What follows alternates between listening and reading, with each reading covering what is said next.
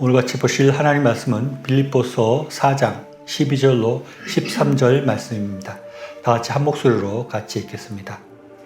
나는 비천에 처할 줄도 알고 풍부에 처할 줄도 알아. 모든 일 곧 배부름과 배고픔과 풍부와 궁핍에도 처할 줄 아는 일체의 비결을 배웠노라.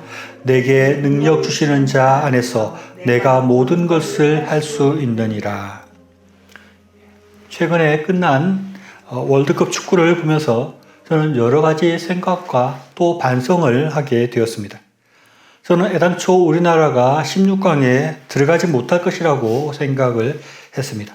우리가 속해 있던 H조에는 우루과이, 포르투갈, 가나가 속해져 있었는데 우리가 모두 이기기 어렵다는 생각을 가지고 있었습니다. 축구를 잘하는 나라별로 이렇게 순위를 매기는데 그것을 FIFA 랭킹이라고 합니다. 가나는 우리나라보다 조금 뒤처지는데 포르투갈이나 우루과이는 우리나라보다 훨씬 순위가 높습니다.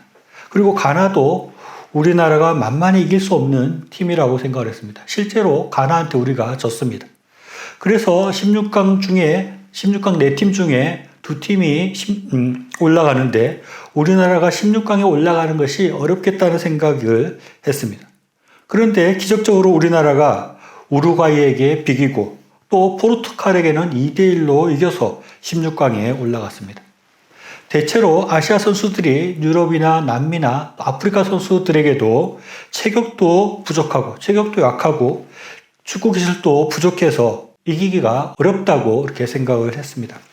그런데 우리나라뿐만 아니라 일본은 세계적인 강호라고 하는 스페인을 꺾고 16강에 올라갔고 또 우리나라와 실력이 비슷한 사우디아라비아는 세계 2등 팀인 아르헨티나를 이기기도 했습니다.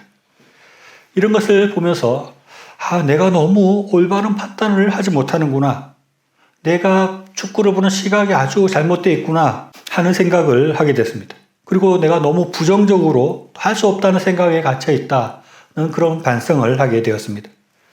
우리나라가 16강을 진출한 것을 두고 생각해 보니까 아시아권 선수들의 실력 수준이 여전히 유럽에 비해서 좀 부족하기는 하지만 그래도 상당히 근접할 정도로 좋아졌다는 것을 새롭게 알게 되었습니다. 그래서 예전에는 많이 차이가 나서 도저히 이길 수 없었지만 지금은 잘만 하면 이길 수도 있는 그런 수준까지 올라왔다는 것입니다. 제가 그런 부분들을 간과하고 있었던 것 같습니다. 그리고 이렇게 축구를 보면서 이 축구에도 제가 저번에 말한 운칠기삼의 원리가 작동한다는 것을 많이 느꼈습니다. 객관적으로 분명히 실력이 뛰어난 팀이라고 하더라도 슛을 했는데 골대에 맞고 나오거나 이런 불운이 몇 번 겹치게 되면 결국 지게 되는 그런 결과를 낳게 되는 것을 많이 보았습니다. 반대로 좀 약팀이라 할지라도 기회를 잘 잡아서 운 좋게 골이 들어가게 되면 강팀을 이기는 경우도 여러 번 볼 수 있었습니다. 그래서 축구에도 이 운이 아주 작용을 하고 그야말로 기술이 3이고 오히려 운이 7인 그 운이 많이 작동하는 그런 것이구나 하는 것을 생각할 수 있었습니다. 그래서 이런 일을 제가 겪으면서 우리가 어떤 일을 시작할 때 무조건 안 될 거다, 못할 거다라고 생각하기보다는 우리가 할 수 있을지도 모른다. 우리가 이길 수도 있고 우리가 이길 수 있는 능력이 있다 하는 것을 생각할 필요가 있다는 것입니다. 운이 좋으면 좋은 결과를 낼 수 있다는 그런 긍정적 생각을 할 필요가 있는 것입니다. 새해를 맞이해서 우리가 새로운 또 새해 계획을 세울 텐데 너무 자기 자신을 과소평가하거나 부정적으로 생각해서 내가 할 수 없을 거다. 나는 이런 일은 할 수 없고 저런 일은 할 수 없고 나는 능력이 부족하다 하는 그런 생각에 사로잡힌다면 아주 잘못된 그런 결과를 낳을 수 있습니다. 그렇게 해가지고는 좋은 계획을 세울 수가 없는 것입니다. 저번 설교에서 운칠기삼의 원리가 있고 소위 말하는 운이라는 것이 하나님께서 주시는 것이다 라고 말을 했습니다. 우리에게는 하나님께서 주시는 운이 있고 오늘 말씀에서 보듯이 하나님께서 우리에게 능력을 주신다라고 말씀하고 있습니다. 오늘 읽은 빌립보서 4장 13절 말씀을 제가 다시 한번 읽어보면 내게 능력 주시는 자 안에서 내가 모든 것을 할 수 있느니라 라고 말씀하고 있습니다. 하나님께서 우리에게 능력을 주시면 우리가 모든 일을 할 수 있다는 것입니다. 하나님께서 우리에게 능력을 주시고 하나님께서 우리에게 일을 이루어 주신다는 것을 우리가 믿는 것은 우리의 신앙에서 아주 중요한 문제라고 할 수 있습니다. 우리가 부족하고 연약하다 할지라도 하나님께서 힘을 주셔서 우리가 이길 수 있고 우리가 큰 일을 이룰 수 있고 도저히 불가능한 일이라고 할지라도 하나님께서 함께 하실 때 우리가 그것을 해낼 수 있다는 것이 성경의 분명한 가르침이고 이런 믿음은 우리의 믿음의 아주 근간을 이루는 중요한 믿음이라고 할 수 있습니다. 성경은 하나님께서 우리에게 능력을 주셔서 우리가 큰 일을 이룰 수 있다는 것을 아주 반복적으로 아주 강조해서 성경에서 말씀하고 있습니다. 출애굽기 4장 12절로 14절에는 이런 말씀이 나옵니다. 이제 가라 내가 내 입과 함께 있어서 할 말을 가르치리라. 모세가 이르되 오 주여 보낼 만한 자를 보내소서. 여호와께서 모세를 향하여 노하여 이르시되 레위 사람 내 형 아론이 있지 아니하냐. 그가 말 잘하는 것을 내가 아노라. 그가 너를 만나러 나오리니 그가 너를 볼 때에 그의 마음에 기쁨이 있을 것이라 라고 말하고 있습니다. 하나님께서 이스라엘 백성들을 출애굽시키기 위해서 광야에 있던 모세를 찾아와서 모세를 부르시는데 모세가 자신 없어하고 못하겠다고 말을 하는 것입니다. 하나님께서 내가 내 입에 함께 있어야 할 말, 즉 할 말을 가르쳐 주겠다라고 말씀하는데 모세는 나는 못합니다. 보낼 만한 자를 보내소서라고 말하는 것입니다. 그때 하나님께서는 모세에게 노했다고 말합니다. 하나님께서는 노하면서 형 아론을 붙여주겠다고 말을 합니다. 모세는 정말 그런 큰 일을 할 수 없는 사람이었는지 모릅니다. 왜냐하면 그는 40년 동안 그냥 한 일이라고는 광야에서 소를 키우는 일을 하는 사람에 불과했기 때문입니다. 그는 그의 말대로 말주변도 없었고 스스로 생각할 때 내가 이 출애굽이라는 큰 일을 이룰 수 있는 인물이 안 된다고 생각을 했을 것입니다. 그럴 능력이 나에게는 없다고 생각했던 것입니다. 객관적으로 보면 모세의 판단이 맞는 것일 수 있었습니다. 그러나 하나님께서 할 말을 가르쳐 주겠다고 말하고 네가 말을 못하니 말을 잘할 수 있는 형 아론을 붙여주어서 그 일을 할 수 있겠다고 말하는 것입니다. 모세는 부족하지만 하나님이 강하시기 때문에 하나님께서 모든 일을 할 수 있기 때문에 하나님께서 함께할 때 부족한 모세를 통해서 출애굽을 하는 또 나라를 세우는 일을 할 수 있게 한다는 것입니다. 그래서 이 모세는 하나님의 말씀을 듣고 하나님의 도우심을 믿고 출애굽의 여정을 과감하게 시작하게 되었을 때 모세는 위대한 일을 이룰 수 있게 됐고 위대한 사람이 되었던 것입니다. 사사기 6장에 보면 기드온에 대한 말씀이 나옵니다. 사사기 6장 12절 말씀 보면 여호와의 사자가 기드온에게 나타나 이르되 큰 용사여 여호와께서 너와 함께 계시도다 하매 또 15절을 보니까 그러나 기드온이 그에게 대답하되 오 주여 내가 무엇으로 이스라엘을 구원하리이까 보소서 나의 집은 므낫세 중에 극히 약하고 내 아버지 집에서 가장 작은 자니이다. 하나님께서 기드온을 세워서 미디안의 압제에서 벗어나게 하고 미디안을 쳐부수는 일을 하기를 원했습니다.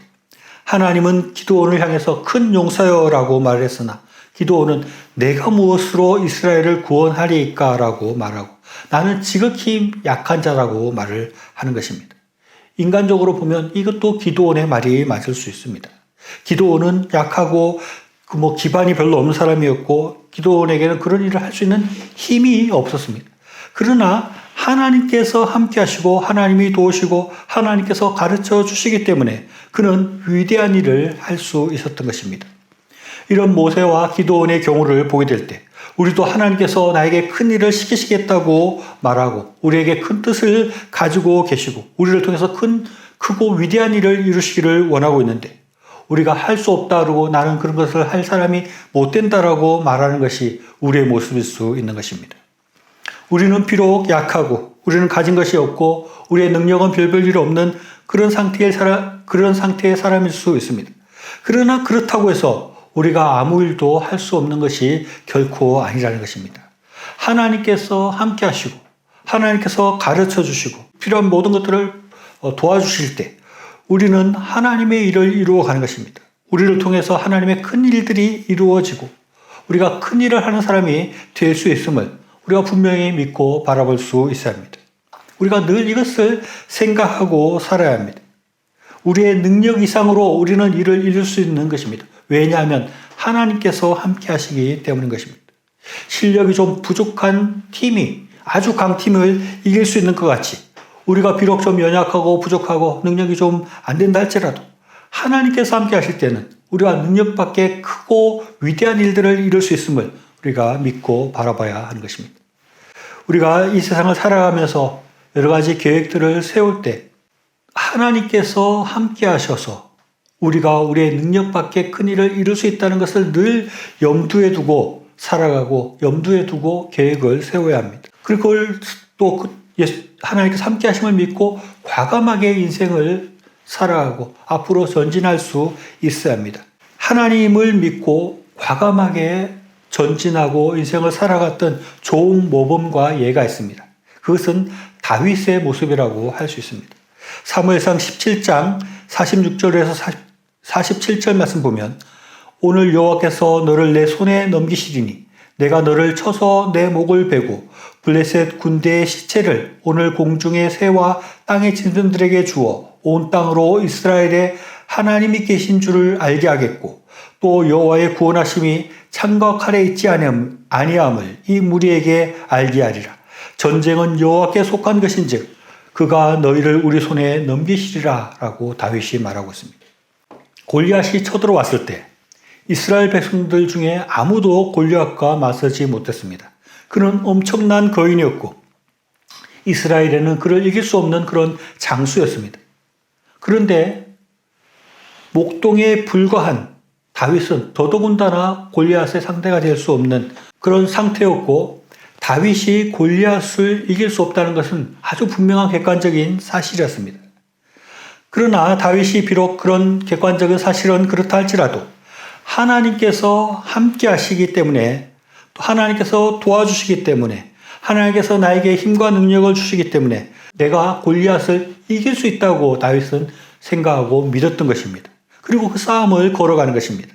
이 다윗은 그의 믿음대로 하나님의 도우심으로 골리앗을 물리칠 수 있었고 이길 수 있었던 것입니다. 이런 믿음이 우리에게 필요합니다. 골리앗의 위세에 눌려서 아무도 골리앗과 맞서 싸우려고 하지 않았습니다.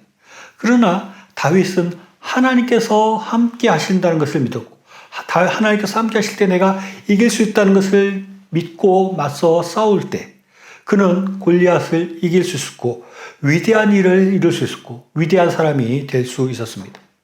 당시의 이스라엘 군사들 중에 다윗보다 강한 사람이 굉장히 많았을 것입니다. 다윗보다 더 힘이 센 사람, 더 싸움을 잘하는 사람들이 많이 있었을 것입니다. 그러나 그들에게는 다윗에게 있는 이 믿음이 없었다는 것입니다. 하나님께서 함께 하실 때 내가 이길 수 있다는 그 믿음이 없었기 때문에 그 많은 군사들은 그런 위대한 일을 이룰 수 없었고 위대한 사람이 될 수 없었습니다. 하나님께서는 이런 다윗과 같은 믿음을 우리에게 원하고 계십니다.